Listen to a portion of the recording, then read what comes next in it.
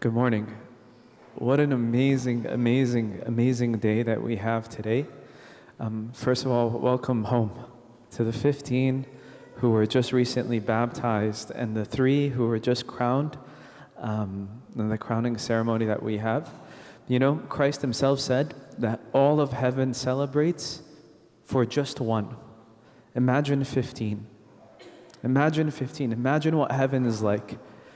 And if we do a terrible job reflecting what's happening in heaven right now, forgive us, but I want you to set your eyes to really, really know the heart of God right now. Because today, 15 hearts heard the love and the knock of Christ, and they decided that they didn't want him outside anymore. They decided to have him in their homes and in their lives permanently, to be the source of everything, to be the source of love. What an amazing gospel we believe in.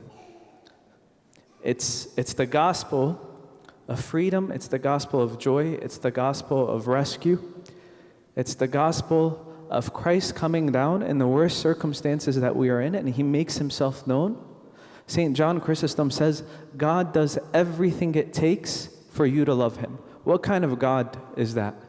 Does everything it takes. Everything it takes. And glory be to God, 15 hearts today responded to that love.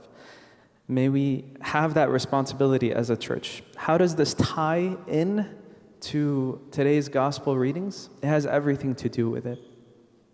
Because Christ scolds like a lion the Pharisees, and he says one thing that really, really stuck out to me. He says, "For you shut up the kingdom of heaven against men. You neither go in yourselves, nor do you allow those who are entering to go in." But that's not our gospel. Our gospel, like I just said, God removes every single barrier. Our church removes every single barrier. Behind this baptism, there were amazing faithful servants who truly felt the love of Christ in their hearts to the point where they saw future saints in our church, and they said, I'm not going to create additional barriers for the work of God that's happening in these 15 individuals. I'm going to help remove them. So there are two kinds of people that Christ calls out. It's either those who create barriers and those who remove them.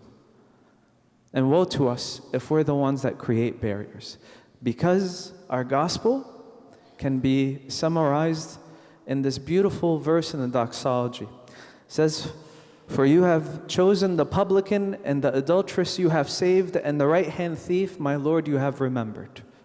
It's about those individuals that had nothing to offer but their hearts, and God welcomed them in. And there were people there that allowed for them to enter in every step of the way. You know what what the scribes are like that are being described today? I was thinking about it, and I was thinking, imagine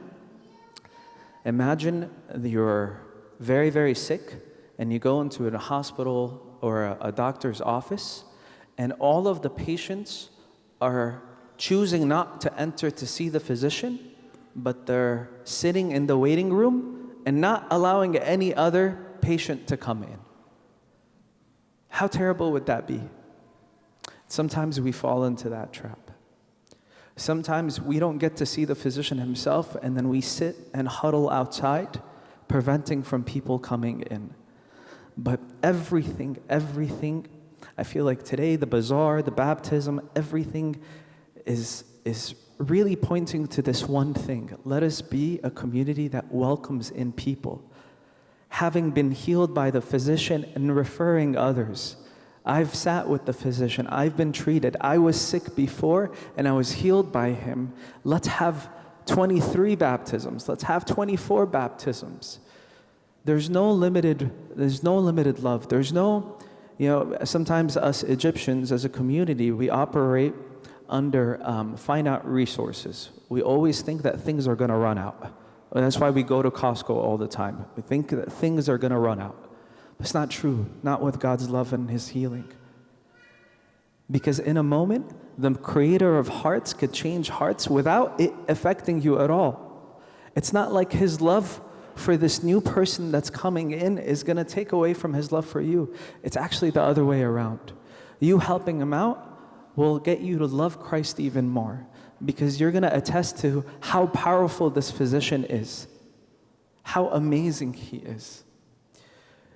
You know, in the book of Acts today, they were discussing what to do with the converts to the church. Do we circumcise them physically? Do we force them to obey all of these rules? And you know what the Holy Spirit told them? No burden, no barriers. It says, "For it seemed good to the Holy Spirit and to us to lay upon you no greater burden than those necessary things." Because God wants circumcised hearts, not circumcised bodies. He's the great victor. He's the great conqueror. He liberates us from our chains. No burdens, no burdens. So I ask that we ask each one of us, are we adding burdens, or are we removing barriers for people to go and come in and leave that patient room and actually meet the physician that they really, really need? And the only difference between what you do is whether or not you've seen him and you met him yourself. If you know that you have a terrible illness and you went to that one physician who can cure you, man, you would be on fire. Even your worst enemy, knowing that he has an illness, you're like, I know the guy because he's healed me. But sometimes we don't recognize that we need the physician ourselves. So we stop and we create barriers for those coming in to be healed. And for those who are baptized today, I want to say just a small excerpt from Ezekiel. It says, this is God speaking. He says, "Then I will sprinkle clean water on you, and you shall be clean.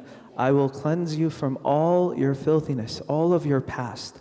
I will give you a new heart, put a new spirit within you. I will take the heart of stone out of your flesh and give you a heart of flesh." You know what that heart of flesh is? A heart of flesh for everybody else around you. Because now that you've entered into this beautiful covenant with the physician, you're going to be on fire to want everybody else to be in there with you. Actually, you have as much of a role as every single one of us in bringing in those who didn't taste the healing that you've just experienced and you will continue to experience. You're so blessed to have this experience. We're so blessed to have this experience, to have our brothers and sisters with us today. And it's really speaks to the goodness of God. A lot of our brothers and sisters, we did nothing. The servants, Deacon Matt Shahata was saying he didn't do anything. A lot of them, Christ visited them himself just so that they can come and walk into the church. Woe to us if we're the ones that are creating a barrier after Christ himself visited them. And glory be to God forever.